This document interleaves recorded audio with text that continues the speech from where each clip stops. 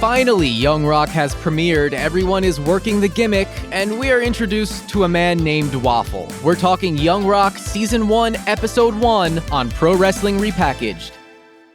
Hello and welcome to Pro Wrestling Repackaged. My name's Chris. And my name's Tessa. Season 1 of Young Rock is officially underway, which means Season 1 of this podcast is also officially underway. And we're excited to dive right in. Tessa, what are some of your initial thoughts on Young Rock so far? So right away, I think it's really funny. Maybe it's not a show that I would have initially watched if it wasn't about The Rock, but I think it's fun. I think the casting is really good. There's some awkward moments that add to a lot of the humor. I like it. Yeah, I enjoyed this episode. I did. I thought the tone was about what I expected for, an NBC family sitcom, a network sitcom. I thought the casting was really good as well. I really enjoyed it, particularly Brett Azar as the Iron Sheik. Yeah. I really enjoyed. I hope we get to see a lot more of him. And just introducing the world to Ata Johnson and her relationship with her son, I think probably my favorite thing about this episode. And I think based on Nahnatchka Khan's track record, we'll probably be seeing a lot more of that, and that'll be really heavily emphasized as kind of one of the main fixtures of the show. And rightfully so. I think that's actually one of probably the best things that could come out of Young Rock. Well, we know The Rock has a really close relationship with his mother. I'm pretty sure we've all seen The Rock post about his mom all the time on social media. He talks about her all the time. So I think that makes sense that we're going to see a lot of her. So I'm not on social media, obviously, as you know. I'm not really on social media aside from our podcast account now, which you can follow at PW Repackaged. So the only thing I know about The Rock's social media presence is him posting his cheat meals. I hear a lot about that. But I actually haven't heard too much about him posting a lot about his mom. But that makes sense for the type of guy that he is. I think especially lately, maybe in the run-up to the show, he's been talking more about her. She was on, what's the show with Jimmy Fallon? Is it The Tonight Show? I don't know. They're all the same to me. I think it's The Tonight Show. She was there with him remotely on their Zoom call. I bet she was thinking this could have been an email. They sang a little song, actually. This week, we're discussing Season 1, Episode 1 of Young Rock, Working the Gimmick.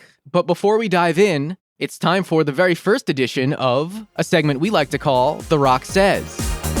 The Rock says, The Rock says. What's The Rock saying?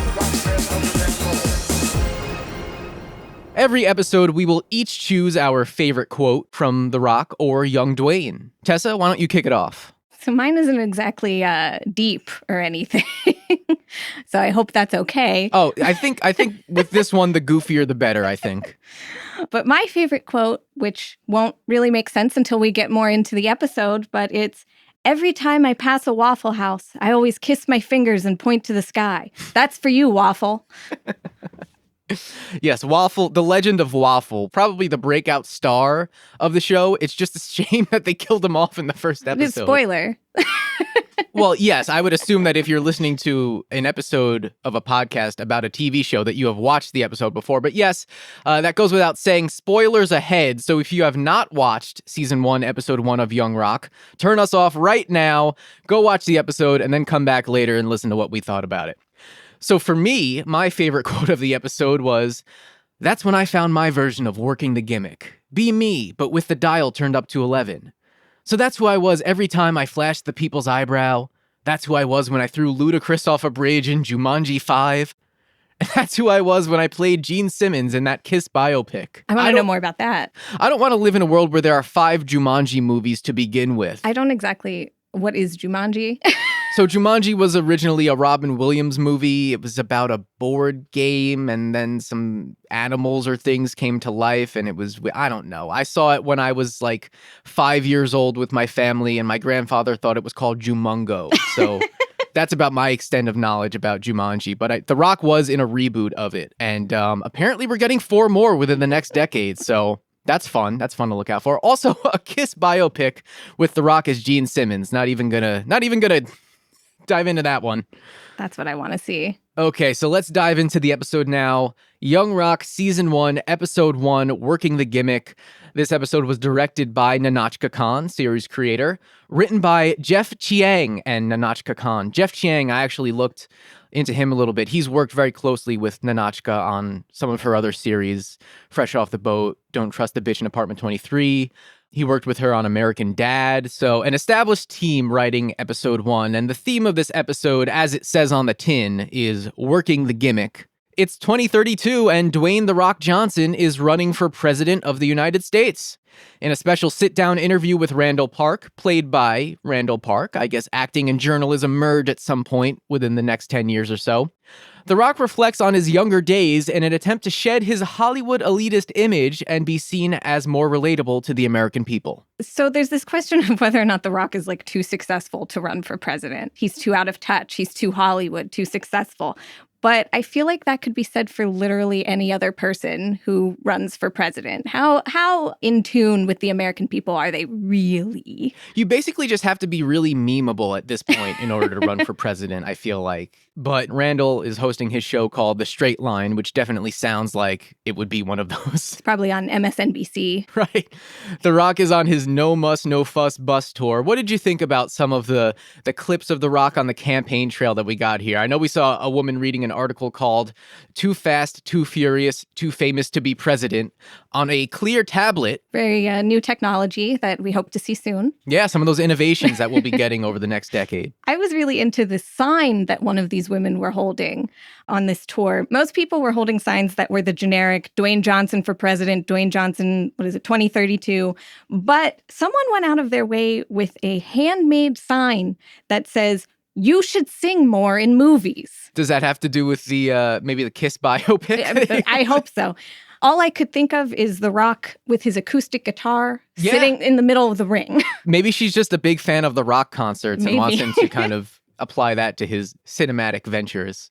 Also interesting to note, The Rock is wearing a turtleneck during the interview.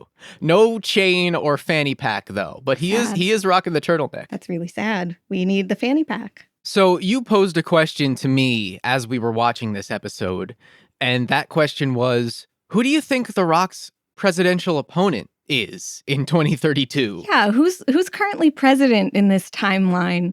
In 2024, it'll be Biden versus a Republican. Then we'll see who wins that. Then it'd be 2028. It's a Republican versus Democrat, of course. 2032, who are we going to get? Unless we abolish the two-party system by this point, is The Rock running against a Republican? What is The Rock's political party here? Not to get political, of course, but I have some questions. Is he possibly running against a McMahon? I shudder to think that would become a reality, but then again, you never know. I mean, Stephanie McMahon, philanthropy is the future of marketing. She could run for president within the next decade, and we could have The Rock versus Stephanie McMahon, and then he can bring out all of those great zingers that he used to use against her in the day. I'd prefer Shane McMahon. He comes out with every speech dancing. Yes, exactly. With Here Comes the Money playing. That's relatable. The corporate ministry theme would be the national anthem. But that's an interesting question. I mean, I wonder if that's something that will be revealed on the show. Will we ever see any sort of... I know he has a campaign manager played by Rosario Dawson. She's part of his team. I wonder if we'll really dive into the actual kind of political climate at the time in 2032. I wonder if we'll see any of that. We also don't know if he is already the front runner. He might not even be the person we're choosing to go against the president. Who knows all of the other celebrity candidates there could be at this point. This might be a good time to bring up that we just saw an article where The Rock said that he's not ruling out actually running for president in real life, if the people want it. And, given how obsessed with celebrities we are, the people probably do want it. I mean, just judging from the comments on that article, and granted, that's not an accurate representation of reality. I mean, no comment section really is, but the people don't seem to want that. Oh, really? I would at least hope that by 2032, we are not making celebrities the commander-in-chief of this country. But please, fingers crossed. Then again, we might have clear tablets, so you never know what could happen. Anything could happen. We could have 5 Jumanji reboot movies. We could have The Rock throwing Ludacris off a bridge. The Rock playing Gene Simmons. Yeah, some great predictions. It would be fun to actually keep track of some of these, and maybe down the line, in 10, 11 years, see which ones have actually come true. Oh, boy. So this podcast right here serves as a time capsule. Someone make a spreadsheet. But we do want to know who you, the listener, who you think The Rock might be running for president against? Is it someone that we don't even know who it is? Is it Stephanie McMahon? We want to know. Tweet us at PW Repackaged, or you can send us an email, pwrepackaged@gmail.com. Let us know what you think. Let us know what you thought about the episode. Let us know how you're feeling about Young Rock in general. So now we flash back to 1982, Hawaii, and we are introduced to young Dwayne, or Dewey, as his family calls him, played by Adrian Gruel, or I'm not sure how to pronounce that name. I am so sorry, Adrian. I was trying to look it up. It's Groulx. The X really gets you. Yeah, that X. So hopefully we will get a pronouncer on that pretty soon. We're also introduced to Dwayne's father, Rocky Johnson, Soul Man Rocky Johnson, played by Joseph Lee Anderson, great casting, by the way, and his mother, Ata Johnson, played by Stacey Leilua, who is very active on Twitter and a great follow, especially if you're following along during the show as, live tweeting along. We also meet his grandmother, Leah Maivia, played by Anna Tuisila, and a number of Rocky Johnson's fellow wrestlers playing cards. So we see Junkyard Dog, the Wild Samoans, the Iron Sheik, as we mentioned, and Andre the Giant. So what did you think about our initial introduction to kind of the world of young Dewey? It's 1982. We see Rocky Johnson versus one of the Wild Samoans, which I thought was a pretty well presented and well choreographed representation of period wrestling. Yeah, it looked really good. And you can tell that Dewey, I'm not going to be ever comfortable calling him Dewey. Dewey. So, all right. So did Mick Foley name his son after The Rock's childhood nickname? That would be so funny. But so we have Dewey in the crowd, and he's very smart when it comes to wrestling. I'm sure wrestlers' children are a lot smarter than the average, 10-year-old wrestling fan, because he's saying things like, he's so over. Yeah. He's so over. Yeah. I would have never been saying that. Well, Rocky Johnson obviously smartened his son up, because you have to, those were the days where you have to protect the business. The business was still protected, and fans still thought, hey, this is real. Everything that we are seeing is a real, we're seeing a real fight. These people really hate each other. They really want to fight each other. So the concept of working the gimmick is introduced as kind of the overarching theme of this episode. And that's the philosophy that wrestlers used when the business was still protected and people still believed it was real. These wrestlers needed to actually portray their characters at all times in public to create this illusion that they are these big stars. They're very wealthy. They're driving around in Cadillacs, while in reality, they're staying in dingy motels after the shows, and they're not living these lavish lifestyles that they presented themselves to be living. So for wrestlers, working the gimmick is this whole perception is reality concept. And that is the overarching theme of this episode, and everything that we see going forward kind of plays into this theme of working the gimmick. Well, and you have, I think it was his dad who says at some point, one day you work the gimmick hard enough, it will become real. Right. So I guess that's the end goal. And in the world of The Rock, that's true. It worked out for him. That's absolutely what happened. So I guess there is some merit to this kind of fake it till you make it type of thing. Exactly. Yeah. Yes. I enjoyed Rocky Johnson refusing to sign a picture of Carl Weathers, who plays Apollo Creed from the Rocky movies. I was going to say, I was know. like, I didn't know who that was. I had to look up the name. I also love the line, The Rock's talking about, we're driving in a Cadillac, but why are we staying at this horrible motel? Why don't we live in a fancy house? And Rocky Johnson goes, well, the fans don't drive home with us. They need to see us driving in style, but where we go, they're not going to be privy to that. So my question is, what happens with that car? Is that his car? Well, yeah, I would assume that all the money that Goes Rocky to the Johnson car. has made went to that car. He splurged it all on the car, and then everything else is kind of just, all right, we'll make do with what we have. But this car, Skimp. yeah. I just love this whole scene at Dewey's grandmother's house, this whole card playing scene. We see everyone. We see, the Iron Sheik making drinks and, the Wild Samoans. At one point, one of the Wild Samoans, I think, was talking with The Rock's grandma, and she's asking, oh, how's your girlfriend? He goes, oh, she stabbed me. That's... I don't want to know what's going on there. I also enjoyed this flashback to Leah Maivia storming the ring during one of The Rock's grandfather, High Chief Peter Maivia's matches to protect him because she thought it was real. I hope that really happens. I hope that was a real thing. It has me stressed. But we have little Dewey kind of laying on the floor going, I don't see what the big deal is. It's fake anyway. And then Andre the Giant comes over and lifts him up to the high heavens and teaches him to never use the F word. Now, this is interesting to me because I'm reading The Rock Says. Yes. For listeners who don't know, tell them what The Rock Says actually is. The Rock Says was a book published in 2000, I believe, written allegedly by The Rock. Of course, there is a co-author, so it's more like The Rock telling these stories to somebody. But it's pretty much in Gimmick, partially in Gimmick. But he actually says in the book, he says, I do know that I was about 8 years old when I started to defend professional wrestling. There was a code that bound everyone in the business to uphold the image of legitimacy. This was sacred. He says, so at the time, it was important to me to protect the business. And so that's him at 8 years old. And at 10, when he's around the wrestlers, he's saying it's fake.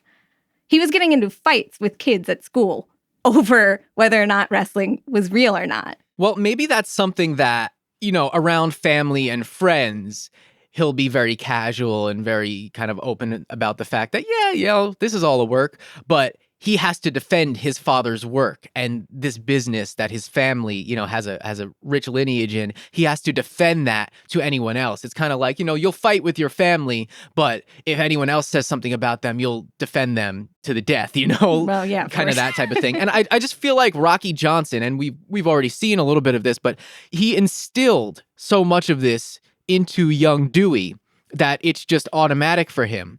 But when he's being a little smart aleck, when, Uncle Iron Sheik and Uncle Andre are over to play cards, he's just having some fun over there coloring or whatever he was doing. I like that they call them Uncle Iron Sheik. Yeah. So this scene is pretty important because we see the first instance of Rocky Johnson breaking a promise to his family to instead go hang out with the boys and do something. He was going to take them out for ice cream, and instead he's going, where were they going? Oh, Andre the Giant he was going to buy a tiki bar, I think is what they said. Yeah, that was it. Yeah. And he wanted their honest opinion on it. And this is where we really get Dewey's relationship, his very strong relationship with his mom, on display for the first time after Rocky's disappointment. So even she, in a sense, as Randall mentions later in the episode, was kind of working the gimmick to cover for Rocky and to kind of raise their son under this illusion that everything is fine. There are no issues here. I think that's a common thing that happens in families. Especially if there's like money issues or there's a more out of the picture father. Not that I'm not going to say that Rocky Johnson was out of the picture because he was clearly, involved with his son's life. At one point, he was out of the picture, though. Well, yeah. And I think the sense that it takes a very strong woman to not only be mom but cover for dad is what we're setting up here. So yeah, you have his dad working the gimmick to protect his career. Mom works the gimmick to protect her son. Yeah. The Rock, in his interview with Randall, to cap off this section, says, even though my dad clearly had flaws, when I was a little boy, he was still my hero. And that's part of the illusion that Atta is trying to uphold. Because, if you get the sense that, oh, yeah, my dad prioritizes the business and the boys ahead of his family, if you kind of get that sense for young Dewey, I could see him totally becoming disillusioned with his father and I guess wrestling as a whole. Oh, for sure. Why would you want to be involved with that if you see that it's constantly like taking your father away from you? Well, speaking of taking your father away from you, we flash forward to 1987 in Bethlehem, PA. And in this section, Rocky Johnson is nowhere to be found. It is just Teen Dwayne and Atta.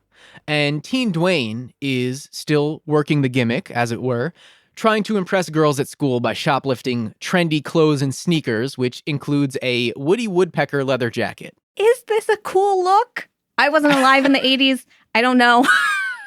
I don't think a Woody Woodpecker leather jacket was ever the height of fashion. I don't know. It seems like the type of thing that would be popular now, just kind of in an ironic way. But in 1987, I don't know. Those pants really got me too. Those jeans. Yeah. The baggy jeans, the stonewashed. It just feels like the uglier it is, the more rich you apparently are. Yeah, the more colors you had, the more bright colors you had on you. But Teen Dwayne is not having the best luck in the girl department, though, having a full mustache and generally just looking a bit too mature for his age. This is, again, funny now that I'm reading The Rock Says, because we see him having girl problems. He's just moved to a new place. He's having all these problems. He wants a girlfriend. He wants someone to like him. In The Rock Says, he says, I don't recall ever feeling awkward around girls or women the way most boys do. I don't recall stuttering or stammering or breaking out in a sweat just because a girl said hello to me. Then, as now, I could talk the talk, and sometimes that was all that mattered. It was all a game, and I excelled at it from a ridiculously early age. Oh, this guy. Well, very confident in his dealings with women, but... He says that when he was 10, he got his first girlfriend who was 13. That's what he says in the book. Will we see his 13-year-old girlfriend? I guess that remains to be seen, but young Dwayne, teen Dwayne, very confident in his dealings with women and very confident that working the gimmick will, get him over with the popular kids and the cute girls, but he's ashamed of his name. He's ashamed of the name Dwayne. So he tells this girl, Karen, in his class that his name is Tumas. So should we refer to teen Dwayne as Tumas? Maybe that should it be Dewey, Tumas, and then Wheaties Dwayne? I guess we'll have to see how everyone else refers to him. Is he going to keep introducing himself as Tumas? That's probably just a one-episode joke. Well, I think young Dewey, teen Dwayne, and college rock is probably how we'll distinguish. It does make it easier, though, that this episode is segmented. First we're in 1982, then we're in 1987, then we're in 1990, and we're not cross-cutting between time periods. It makes it a lot easier, at least on our end, to kind of keep track of the story and where we are. Well, I think things would get muddled otherwise. Yeah. There'd be too much going on and too much confusion. In this time period, we do meet his friend Gabe, who is, the kind of the best friend of teen Dwayne, and he's talking about how, teen Dwayne looks like an undercover cop. And we're in the lunchroom. It goes silent. Everyone is looking at them at the lunch table. And someone whispers, he's looking at me. He's a cop, like Johnny Depp. Like, just so on the nose. Really natural conversations happening here. So on the nose, but that is really just the style of this type of sitcom. This network family sitcom, just hitting you with that subtlety hammer, but it kind of goes hand in hand with professional wrestling in that respect, I think. Yeah, that goes really well with it, actually, now that you mention it.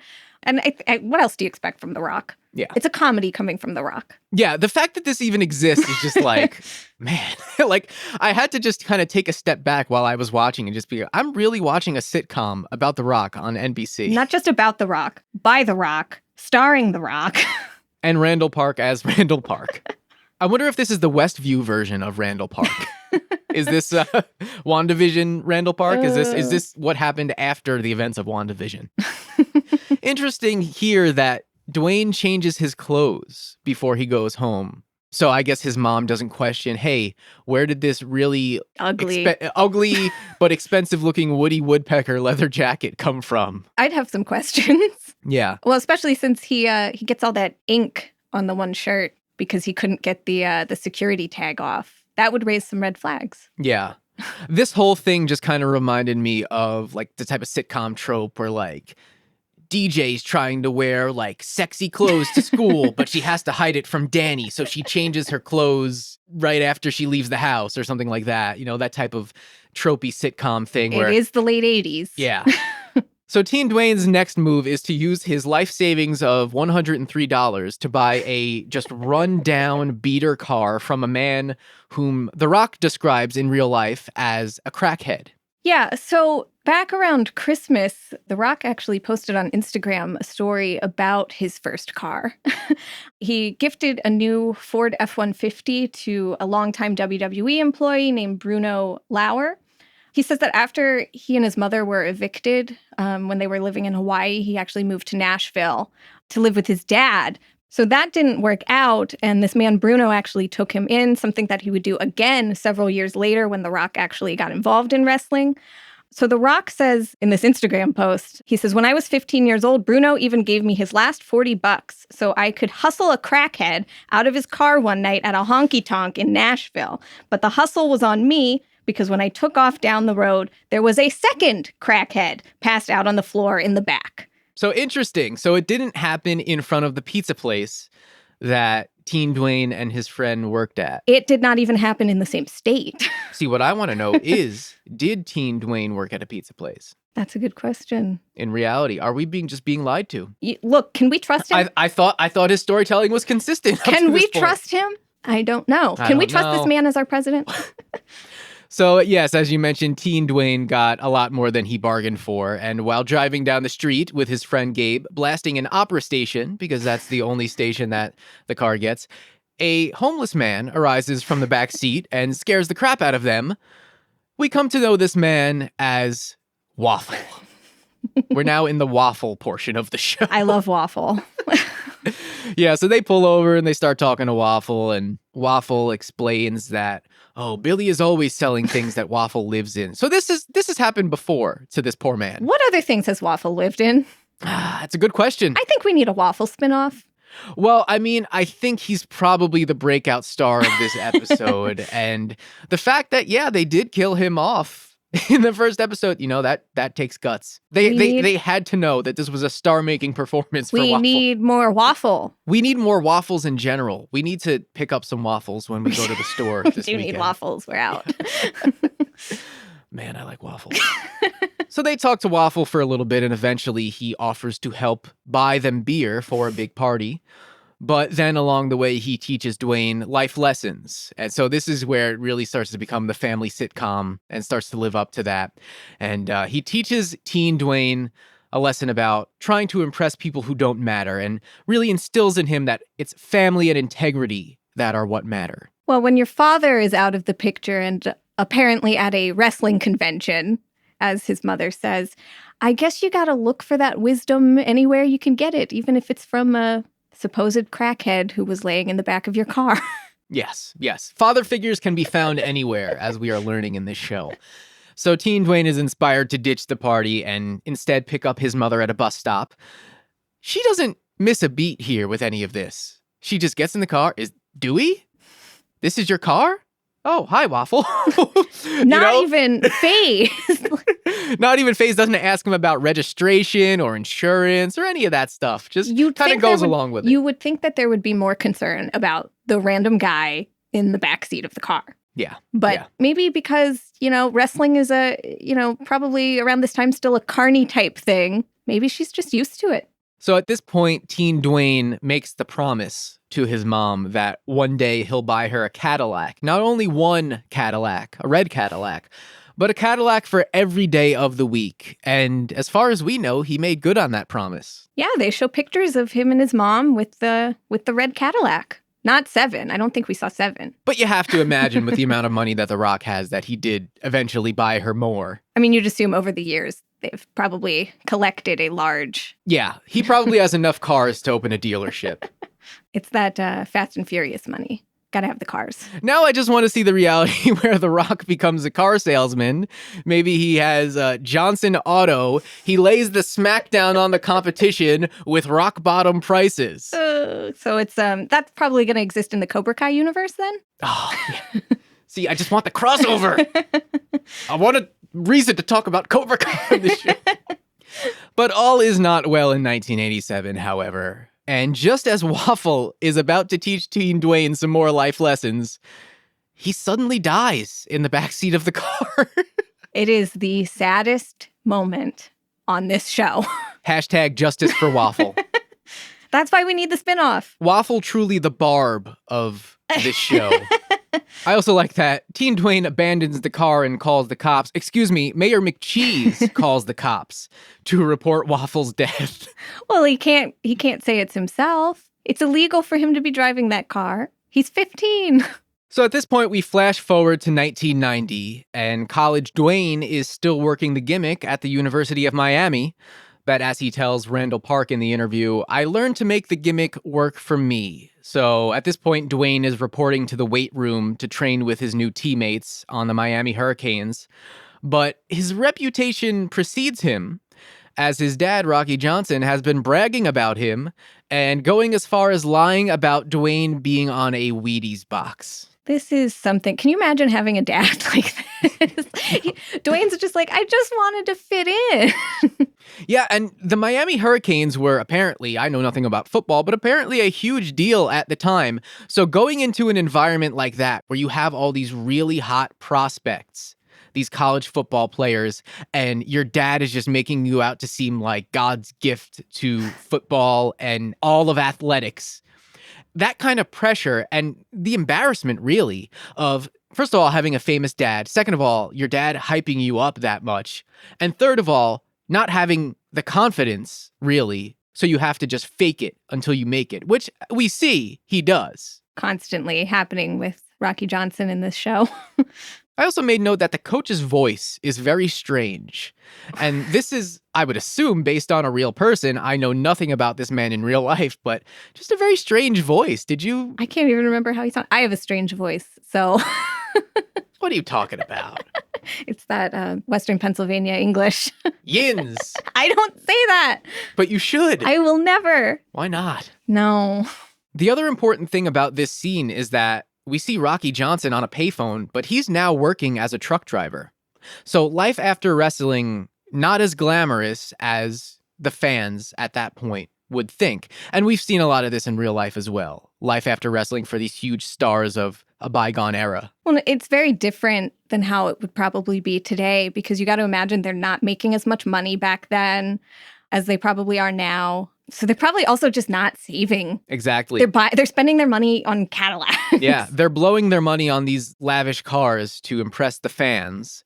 But with a business like wrestling, as we know from just the years of watching it, it is not kind on your body. And you will eventually be old and broken down and no longer able to go at the rate, especially in those days, no longer able to go at the rate that you need to remain at the top of the card. Nowadays, the longevity of wrestlers has just increased tenfold. You know, you see guys like Edge going in there and putting on great performances at his age now, and he's not even that old, but in wrestling years, he's ancient. He's ancient. He's an old timer in wrestling years, you know? So there's a lot more longevity these days. But for a guy like Rocky Johnson back then, he's just kind of cast aside while we bring in the new attractions. Yeah, he's kind of a has-been at this point, unfortunately. I mean, the football players at the university, they know him and they're fans of him. They get an autograph on... Yeah, he signs one of the players' elbow pads, which I thought was a fun little Easter egg in reference to The Rock's future elbow pad throwing gimmick. But in 1987, who is Rocky Johnson? Yeah, I don't think Rocky Johnson would really be too relevant again until The Rock actually debuted as Rocky Maivia. So right now we're seeing kind of the lows of life after wrestling for Rocky Johnson. And you also see Dwayne hangs up on him. So he doesn't even have this connection with his son. And he has to, again, work the gimmick, pretend while on that phone call that they're still talking to each other. Yeah, I'm sure that a lot more will be filled in as we go on through the season in terms of his relationship with his father. But College Dwayne realizes that at this point, he needs to just go with it and work the gimmick. And he, in his first day, goes on to break the freshman bench press record as his teammates just go absolutely wild surrounding him. It's like, and everybody clapped. It's one of those scenarios. Yeah. First of all, there's nothing more exciting than just watching a man lift weights, let me tell you, while a bunch of other men go wild. You'd think he just won an All-Valley tournament or something like that. Something really impressive. It's the crowd reaction. He feeds off of that. Yeah. He needs that. So as The Rock wraps up this portion of his interview with Randall Park, he does talk about his relationship with his dad at this time and says, "The truth is, in his way, he pushed me to do things that I never would have done." So then we have Randall asking more questions that will set us up for the rest of the season. Questions like, how did you get from Hawaii to Pennsylvania? Did you ever know Waffle's last name? When did you start playing football? And The Rock assures us that we'll get into that. We'll touch on all of that. And he's got some really great stories about Andre the Giant. So The Rock answering that question, saying that all of those questions that Randall posed will be answered. Come on, Waffle. We need more Waffle stuff. We need more Waffle. He confirmed there will be more Waffle. More Waffle. I also liked in this part where he said, that's when I found my version of working the gimmick, be me, but with the dial turned up to 11. Because that is, I feel like, what every wrestler is told when they're breaking into the business. most of their characters are in some way rooted in who they are, even if it's, you know, thinking of like Shawn Michaels in 1997 or 1998, where he's just this like slime Pilled ball. up jerk. That's real. Sorry, Sean. No, but that's always the quote that I always heard Austin say. Yeah, I'm just being me with the dial turned up. Living at 316 Gimmick Street. That's why we want young Steve. Give me Mo Darwich. So yes, we end with Andre the Giant storming into young Dewey's career day. That's the scene that we saw from the trailer. And then we end with a nice little tribute to Rocky Johnson on the screen. And that's episode 1 of Young Rock in the books. So kind of final thoughts before we get out of here. I want more waffle. That's... So the main takeaway from you, and we'll quote you on this, is that you want more waffle. Yes. I'm really interested in seeing where this will go. I like the format so far. Yeah, me too. I'm mostly interested, I think, in learning more about this last phase of Dwayne, the 1990, because we only get like 3 minutes of it compared to the rest of the show. Yeah, we spent a lot more time with 87 Dwayne. That was kind of the bulk of the episode, is 87. I really wanted more of 82 because I just love that cast of characters that we get in that scene at Grandma's house. Well, yeah, it makes you wonder, are we going to see these other wrestlers appear in his life in 1987 and 1990? Or are they just going to kind of stay in 1982? It'd be interesting to see if there's any mention of his contemporaries as he went throughout the business within his interview in 2032. Yeah, I would love to see some cutaways to him and Steve Austin or him and Mick Foley, that type of thing. That's what I've been wondering because, you know, NBC, as we said in the introduction episode, they have a partnership with WWE. This show is on NBC. WWE is promoting Young Rock. So will we see any of these legends that are from The Rock's time just show up in 2032? Maybe as a running mate. Well, oh my God. The Rock and Sock connection for president. I mean, I guess there's always the potential in a future season if this thing really does well. I mean, I know that the series premiere did pretty well. It did about 5 million overnight viewers, which is third highest for network television, just behind NCIS and This Is Us. Oh, wow. But going back to that tie between kind of this show and WWE, it goes further than we thought. It goes deeper than just The Rock and WWE and NBC Universal.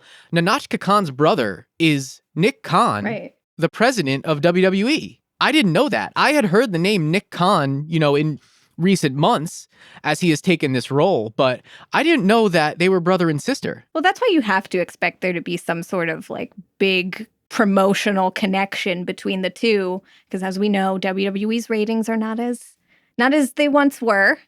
So they could really take advantage of The Rock again in a good way. I wouldn't put it past The Rock to show up on Raw sometime soon to really kind of promote Young Rock and give it that promotional push. I don't know how well this did with the current wrestling fan, but just from kind of scrolling through the hashtag on Twitter, it seems like a lot of people who used to watch wrestling maybe during the Attitude Era, or maybe even some older folks who were watching wrestling during the era of Rocky Johnson really appreciated this show and what it's portraying. That probably makes sense. I feel like people who are probably watching wrestling right now, they might not care so much about The Rock. I think, like we said before, once you get to a certain point with The Rock, if it's out of your like heyday of watching, do you really care what he's doing? Sure. Is he as interesting? But then again, The Rock is one of the biggest movie stars in the world right now. But is that all because of wrestling fans watching his stuff? I think everyone else just loves The Rock. Well, it also probably has a lot to do with the franchises that he's been attached to over the years. But I think it's a combination of all of those things. So it'll be interesting to see like how wrestling fans embrace this series. I know for us, this is kind of in our wheelhouse because it's goofy. It's a sitcom about The Rock. I mean, come on. If you told me in 1999 that one day there will be a sitcom on NBC about The Rock, I wouldn't believe you. Who would have thought that The Rock would get to this point? Yeah. Like, obviously, huge star, but you don't see, like, Stone Cold. You know, we keep talking about Stone Cold. You don't see Stone Cold doing any of this stuff. Yeah, I mean, Austin's outings in other forms of entertainment have not been anywhere near as successful as The Rock's. I mean, he was in The Expendables. He had that movie, The Condemned. But, yeah, The Rock has superseded everyone else in terms of the crossover He's way bigger than Hogan was as a TV or movie star. Oh, for sure. He's way bigger than Austin. John Cena is gaining on him. John Cena is definitely gaining on him. And I'm very interested to see John Cena's Peacemaker TV series that'll be coming to HBO Max pretty soon. What if John Cena pops up in Young Rock? Like in 2032. Maybe as vice president. Oh. I guess that remains to be seen. But before we wrap up, one of my favorite things about this show, and I guess this episode in particular, we've only seen one, is the needle drops that they use, the music that they include, a lot of period-specific music. Some of my favorites I just wanted to mention. We had Get Down On It by Kool and the Gang, which was used in the trailer as well. But we also had Let's Groove by Earth, Wind & Fire, which is a classic that was in the scene at Grandma's house where the wrestlers are playing cards and they show kind of these cool, like almost like trading card title screens to introduce the wrestlers to the audience. I really liked those. While he's shoplifting in 1987, we get Push It by Salt and Peppa, another bona fide classic. And then during the bench press scene, the record-breaking bench press, we get Crazy Train by Ozzy Osbourne. So some pretty cool needle drops. That's not all of them. There was a lot. I don't know if the entire show will be this heavy on needle drops, but when you're doing a period show, at least in the beginning, it's a good way to kind of situate the viewer in, this is the time period that we're in. This is the music that was popular at the time. The Ozzy Osbourne song really took me by surprise, and it has me wondering what kind of music The Rock listens to. Well, we know that The Rock is kind of all over the place. He listens to a lot of country. Oh, right. He listens to rap. He's a big Elvis fan. I can't see him being into like Ozzy Osbourne metal or like Black Sabbath. Yeah, The Rock is a very eclectic guy, and I could easily see him having a song like Crazy Train in his workout playlist. I just can't see him like listening to it for like leisurely listening to any hard rock, heavy metal. I don't think The Rock has leisure time. I don't think he has enough time in the day to just sit down and leisurely listen to music. I think anything that he's listening to is fueling him for his next activity. So that's going to do it for this episode of Pro Wrestling Repackaged. We hope you enjoyed it. Join us next time for Season 1, Episode 2 of Young Rock. Follow us on Twitter and Instagram at PWRepackaged and email us at pwrepackaged@gmail.com. Subscribe on Apple and Google Podcasts, Spotify, YouTube, or your favorite podcast app. And visit pwrepackaged.crd.co for links to everything. If you'd like to support the show, please consider leaving a rating and review on Apple Podcasts, Podchaser, or any other platform that features reviews. Pro Wrestling Repackaged is a Multitrack Minds production. Visit multitrackminds.com for projects and audio production services by yours truly.